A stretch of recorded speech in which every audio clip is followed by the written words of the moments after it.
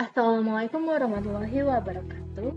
Sebelumnya perkenalkan, nama saya Gusti Putu Feraska dengan NIM 123550046 dari kelompok 4. Di sini kami ingin mempresentasikan tugas besar kami dalam mata kuliah basis data dengan judul Rancangan Sistem Informasi Akademik Sederhana Berbasis SQL.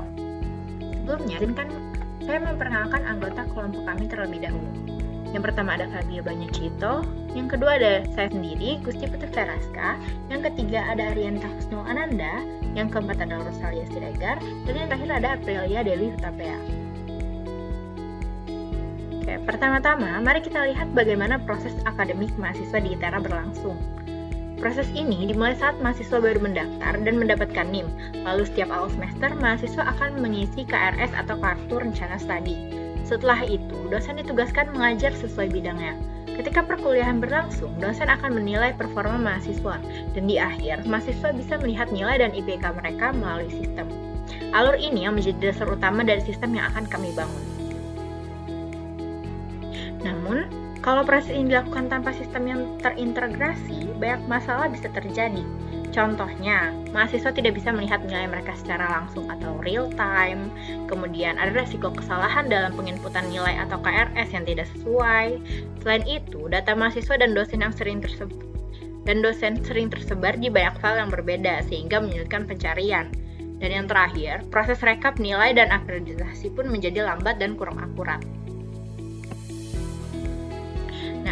Untuk menjawab permasalahan-permasalahan ini, kami merancang sebuah sistem di mana kami membuat solusi sebuah siakat sederhana berbasis database SQL. Sistem ini dirancang untuk menyimpan dan mengelola data akademik seperti mahasiswa, dosen, mata kuliah, jadwal, KRS, dan nilai. Sistem juga membedakan akses antara mahasiswa dan dosen sesuai dengan peran masing-masing. Dengan database yang terpusat dan terstruktur ini, siakat ini bisa memberikan data secara real time, mempermudah pencatatan akademik, serta mengurangi potensi kesalahan. Nah, kenapa sih basis data dalam siakat ini penting? Yang pertama, karena semua data disimpan di satu tempat, jadi lebih terorganisir dan mudah dicari.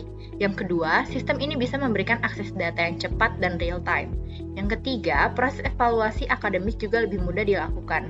Dan terakhir, sistem ini memungkinkan adanya kontrol akses, jadi data hanya bisa diakses oleh pihak yang berwenang. Nah, untuk membangun sistem ini, kami mendefinisikan sejumlah entitas beserta atributnya. Ini tabel entitas dan atributnya. Yang pertama ada mahasiswa. Entitas mahasiswa ini menyimpan NIM, nama, program studi, dan angkatan. Kemudian ada entitas dosen yang menyimpan NIM, nama, dan jabatan. Untuk mata kuliah ada kode mata kuliah, nama, jumlah SKS, dan semester. Kemudian ada juga jadwal kuliah berisi jadwal harian berdasarkan kode mata kuliah dan dosen. Kami juga membuat entitas KRS untuk mencatat pengambilan mata kuliah mahasiswa per semester, dan KRS detail untuk mencatat mata kuliah yang dipilih dalam KRS. Lalu, ada nilai yang mencakup komponen seperti tugas, UTS, UAS, nilai akhir, dan grade. Ada juga transkrip yang mencatat IPK dan total SKS mahasiswa, tagihan untuk data pembayaran kuliah, serta permohonan misalnya untuk cuti atau pengajuan kelas tambahan. Semua entitas ini menjadi fondasi awal kami dari struktur database dalam siakat yang akan kami rancang. Di sini saya akan menjelaskan mengenai tabel entitas dan juga atribut yang menjadi dasar perancangan sistem informasi akademik khususnya yang digunakan mahasiswa dan juga dosen. Nah, di yang pertama kita lihat entitas utama yang berkaitan langsung dengan mahasiswa. Entitas mahasiswa ini menyimpan informasi penting seperti NIM sebagai pramuruki, nama, program studi, dan juga angkatan. Dosen juga merupakan entitas kunci dengan NIM sebagai identitas utama, disertai nama dan juga jabatan. Lalu ada mata kuliah yang terdiri dari kode mata kuliah, nama, jumlah SKS, dan juga semester. Kemudian ada jadwal kuliah yang akan menghubungkan mata kuliah dengan dosen dan waktu perkuliahan termasuk hari, jam, dan juga ruangan. Dan yang terakhir di bagian ini KRS atau Kartu Rencana Studi yang menyimpan pilihan mata kuliah mahasiswa per semester serta di status disetujui atau tidak. Semua entitas ini akan saling terhubung untuk mendukung fungsi perkuliahan seperti pemilihan mata kuliah, pengelolaan jadwal, dan juga data akademik mahasiswa.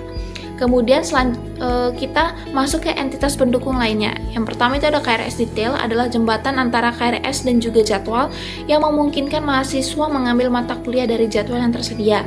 Kemudian ada nilai. Nilai ini adalah komponen penilaian seperti tugas, UTS, UAS, nilai akhir, dan juga grade per mata kuliah. Kemudian ada transkrip, itu akan menyimpan rekap nilai akhir dan IPK mahasiswa dari semua semester. Kemudian ada tagihan mencatat data keuangan, ini termasuk jumlah tagihan per semester dan juga status pembayaran.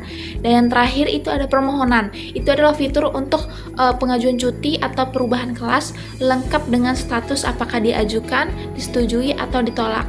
Jadi semua entitas ini dirancang agar sesuai dengan fitur yang dibutuhkan oleh mahasiswa dan juga dosen, seperti mahasiswa bisa melihat profil, jadwal, KRS, KHS, transkrip, tagihan, dan juga mengajukan permohonan akademik.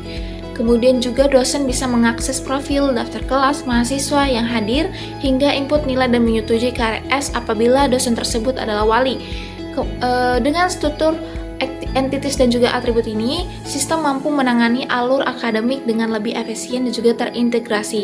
Kesimpulannya adalah perancangan entitas dan juga atribut yang baik sangat penting untuk memastikan sistem akademik berjalan lancar dan mendukung semua kebutuhan pengguna. Kemudian di sini ada ERD, Entity Relationship Diagram, yang telah dirancang untuk menggambarkan hubungan antar entitas dalam sistem informasi akademik. Pertama, pusat dari sistem ini adalah entitas mahasiswa yang memiliki atribut seperti NIM, nama, program studi, dan juga angkatan. Mahasiswa memiliki relasi langsung ke beberapa entitas lain seperti KRS melalui relasi mengambil untuk mencatat mata kuliah yang diambil mahasiswa setiap semester. Kemudian transkrip yang merekam IPK dan total SKS mahasiswa. Ada pula tagihan melalui relasi membayar yang mencatat kewajiban pembayaran tiap semester, serta permohonan untuk mencatat pengajuan tertentu seperti cuti atau dispensasi melalui relasi mengajukan. Kedua, entitas KRS berrelasi dengan KRS Detail yang memuat daftar jadwal yang dipilih oleh mahasiswa. Relasi ini menghubungkan ke entitas jadwal kuliah yang menunjukkan kode MK, hari, jam, serta ruangan perkuliahan. Jadwal ini diampu oleh dosen melalui relasi mengampu, dan setiap dosen ini memiliki atribut seperti NIP, nama, dan jabatan. Ketiga, dari KRS Detail terdapat relasi ke entitas nilai yang menyimpan komponen seperti tugas, UTS, UAS, serta nilai akhir. Keempat, itu ada entitas mata kuliah berisi informasi terkait kode MK, nama MK, SKS, dan juga semester. Entitas ini berelasi dengan jadwal kuliah melalui mengajar.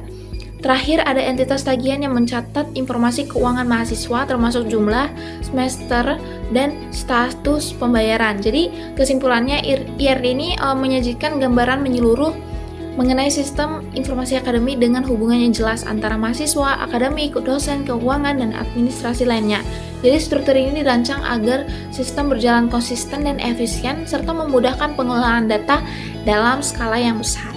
Kemudian di tahap normalisasi, ini adalah tahap penting dalam perancangan database supaya data kita lebih rapi, efisien, dan juga tidak boros penyimpanan. Kita mulai dari tabel First Normal Form. Di tahap ini data sudah disusun dalam bentuk tabel yang paling dasar. Jadi semua nilai di kolom sudah atomik dan tidak boleh berupa gabungan data. Contohnya ini adalah tabel mahasiswa, dosen, mata kuliah, jadwal, hingga nilai. Jadi semua sudah dipisah sesuai entitasnya. Tapi masih ada pengulangan data, misalnya di tabel KRS atau nilai, data jadwal atau tugas bisa muncul berulang. Nah, di second normal form, kita mulai memisahkan atribut yang tidak sepenuhnya bergantung pada primary key gabungan. Contohnya, sebelum satu tabel KRS bisa menyimpan NIM, kode MK, dan semester sekaligus, namun setelah dipecah jadi dua tabel, KRS dan juga KRS Detail, kita jadi bisa menghindari pengulangan informasi jadwal di tiap baris. Jadi intinya, relasi antar tabel jadi lebih jelas dan juga spesifik. Lanjut ke third normal form, di sini kita pastikan tidak ada ketergantungan transitif antara atribut non kunci. Contohnya di tabel transkrip, kita hanya simpan ID transkrip, NIM, IPK, dan juga total SKS.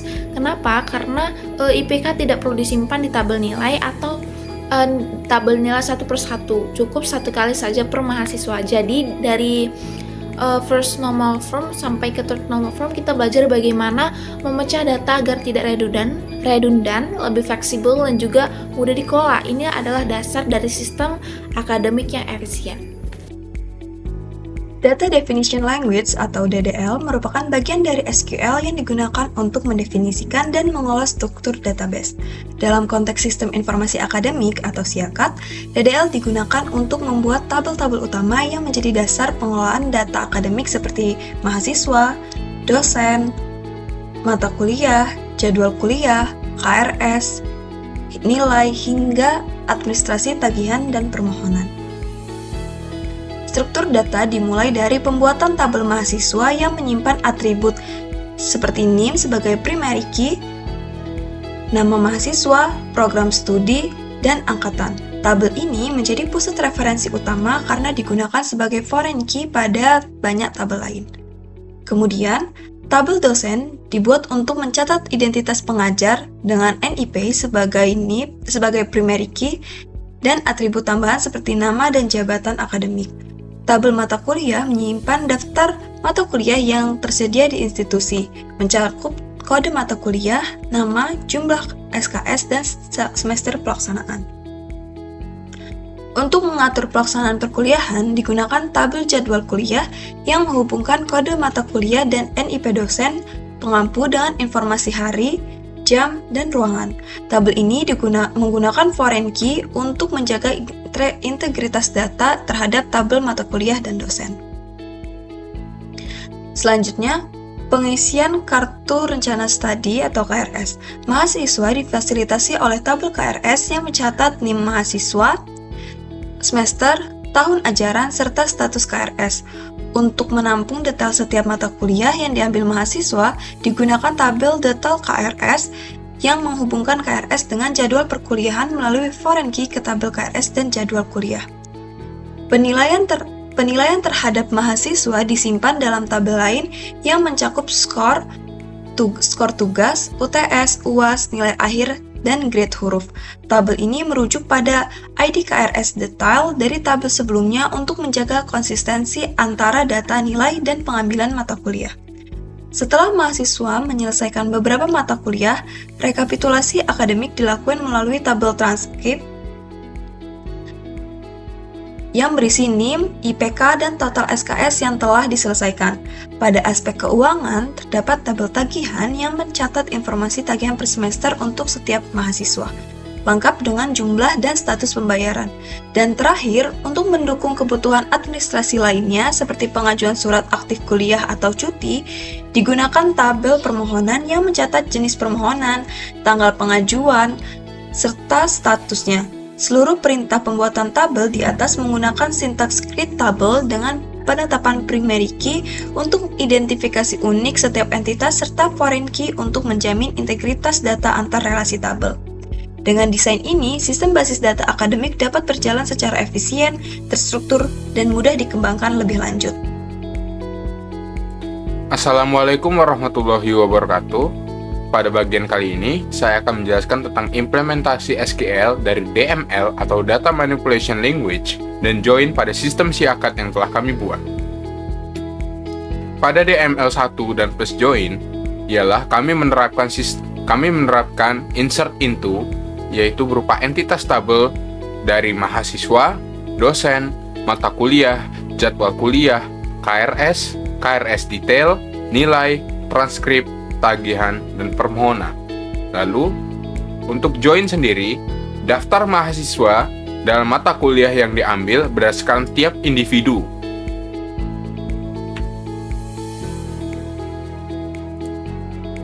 Pada bagian ini kita dapat melihat bahwa penerapan dari insert into dan join telah diterapkan sehingga menghasilkan tabel berupa dosen, jadwal kuliah, dan sebagainya yang telah saya sebutkan. Pada penjelasannya, bagian Data Manipulation Language atau DML, script dimulai dengan memasuki 10 data mahasiswa ke dalam tabel mahasiswa yang semuanya berasal dari program studi sains data dan bervariasi dari angkatannya, yaitu 2021, 2022, 3, dan 4. Data ini mencakup NIM, nama lengkap, program studi, dan angkatan. Lalu, salah satu entry mahasiswa yaitu dengan NIM 123456005 mengalami perubahan data melalui perintah update, yang dimana program studinya diubah dari sains data atau teknik informatika menjadi sains data. Ini merepresentasikan kemampuan sistem untuk menangani perubahan riwayat akademik mahasiswa yang berada di si akad. Selanjutnya, dilakukan delete terhadap data permohonan akademik yang memiliki status ditolak sebagai bentuk pembersihan data dan dianggap tidak diperlukan untuk disimpan lebih lanjut. Lalu, skrip selanjutnya juga menambahkan sebuah view bernama rata-rata IPK yang berguna untuk melakukan monitoring terhadap rata IPK seluruh mahasiswa secara dinamis tanpa harus menghitungnya secara manual setiap waktu. View ini mengambil data dari tabel transkrip yang sebelumnya telah diisi dengan IPK dan total SKS dari masing-masing mahasiswa berdasarkan hasil studi mereka. Kita dapat lihat bahwa itu adalah penerapan dari data manipulation language yang kedua dengan subquery. Namun, penjelasan yang sudah saya jelaskan sebelumnya ialah dari penjelasan update, delete, dan view yang kami terapkan pada sistem si akad. Oke, selanjutnya, setelah data mahasiswa dimasukkan, dilanjutkan dengan data untuk tabel dosen yang berisi 5 orang dosen lengkap dengan NIP, nama, jabatan akademik. Kelima dosen ini kemudian dihubungkan dengan mata kuliah yang mereka ampu. Tabel mata kuliah diisi dengan 5 mata kuliah inti dari kurikulum sains data, masing-masing memiliki kode mata kuliah, nama, SKS, dan semester penempatan. Pada mata kuliah ini, diintegrasikan atau disatukan dengan tabel jadwal kuliah yang menjelaskan kapan di mana perkuliahan berlangsung serta siapa dosen pengampunya. Setiap mahasiswa kemudian melakukan pengisian KRS yang dicatat di tabel KRS dan masing-masing mengambil 2 mata kuliah melalui 2 entry pada tabel KRS detail yang mengacu jadwal kuliah tertentu. Data ini menjadi dasar untuk pencatatan nilai akademik yang dimasukkan ke dalam tabel nilai, dan komponen nilai tugas, UTS, dan UAS yang dihitung menjadi nilai akhir dan diberi grade huruf berupa A, B, C, dan D, dan seterusnya. Nilai-nilai ini kemudian diakumulasikan ke dalam transkrip mahasiswa untuk menghasilkan IPK dan total SKS. Selain aspek akademik, sistem juga mencakup aspek administrasi yang melalui tabel tagihan atau tabel UKT yang mencatat status pembayaran UKT mahasiswa per semesternya.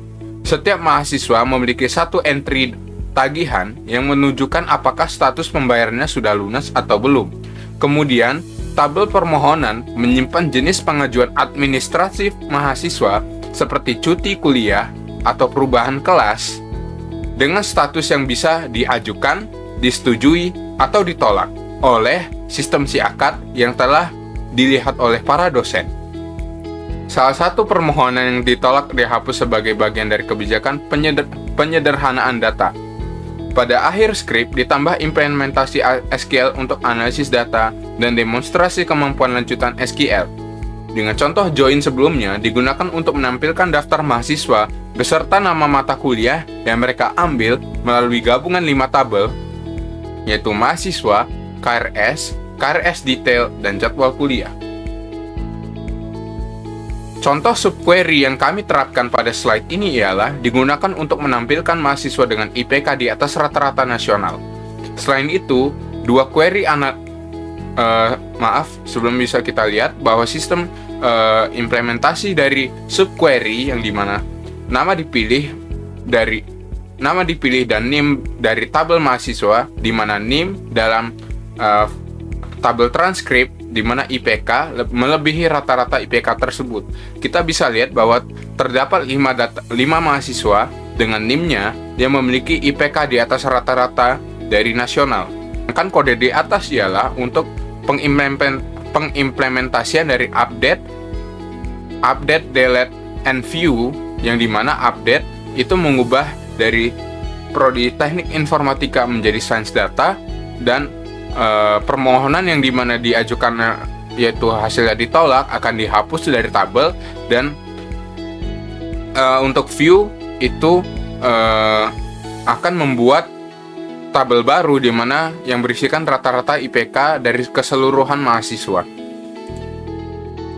Lanjutnya ada IDA, yaitu Exploratory Data Analysis, yang dimana Exploratory Data Analysis ini kami gunakan untuk pertama, menghitung distribusi jumlah mahasiswa berdasarkan grade yang diperoleh. Dapat kita lihat bahwa di tabel ini, grade yang memiliki nilai A itu berjumlah 8 dan seterusnya. Lalu, untuk yang kedua, menampilkan rata-rata IPK berdasarkan angkatan. Dari angkatan yang kami pilih, dari 10 data tersebut, bahwa angkatan 2023 rata-rata IPK 3,45 dan 2022 memiliki rata-rata IPK 3,5.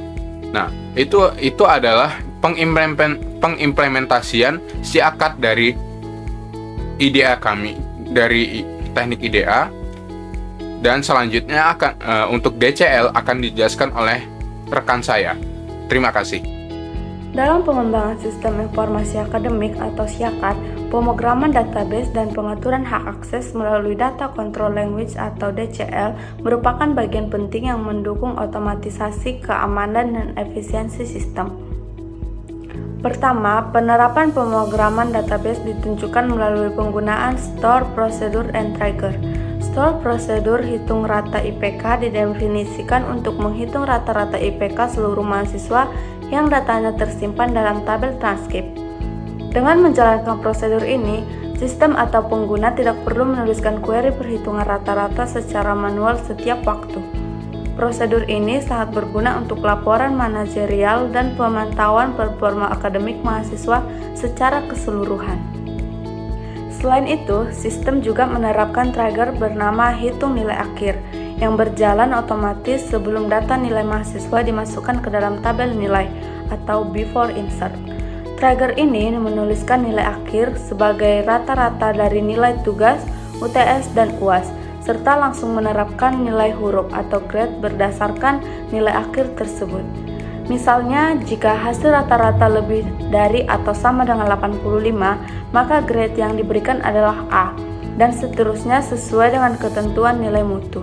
Trigger ini menjamin konsistensi perhitungan dan menghindari kesalahan input manual, sehingga memperkuat akurasi data akademik. Selanjutnya, dalam bagian Data Control Language atau DCL, dilakukan pengaturan hak akses dengan cara membuat dua peran utama.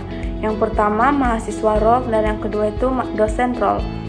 Peran mahasiswa role dirancang agar mahasiswa dapat menjalankan fungsi-fungsi yang relevan dengan kebutuhan akademik mereka, seperti membaca dan mengisi kartu rencana studi, serta mengakses data diri mereka sendiri melalui tabel mahasiswa dan melihat jadwal perkuliahan melalui tabel jadwal kuliah. Sementara itu, peran dosen role dibentuk untuk memberikan dosen kemampuan dalam mengelola penilaian. Dosen diberikan hak akses select dan update pada nilai tabel, agar mereka dapat menginput dan memperbarui nilai mahasiswa. Selain itu, mereka juga dapat membaca data dari tabel KRS detail, jadwal kuliah, dan mahasiswa, guna mengetahui informasi kelas, mahasiswa yang mengikuti mata kuliah mereka, dan informasi penjadwalan kuliah. Jadi, kesimpulannya, SIAKAD merupakan sistem yang dirancang untuk mengatur seluruh aktivitas akademik mahasiswa seperti pendaftaran, pengisian KRS, perkuliahan, input nilai, pembuatan transkrip, pengelolaan tagihan, serta permohonan administrasi lainnya. Sistem ini dibangun menggunakan SQL yang terdiri atas beberapa bagian penting. Yang pertama, DDL atau Data Definition Language yang digunakan untuk membuat tabel-tabel seperti mahasiswa, dosen, mata kuliah, jadwal, KRS, nilai, dan sebagainya. Kedua, DML atau Data Manipulation Language yang berfungsi untuk melakukan input, pengubahan, penghapusan data, serta menampilkan data dengan menggunakan join dan subquery.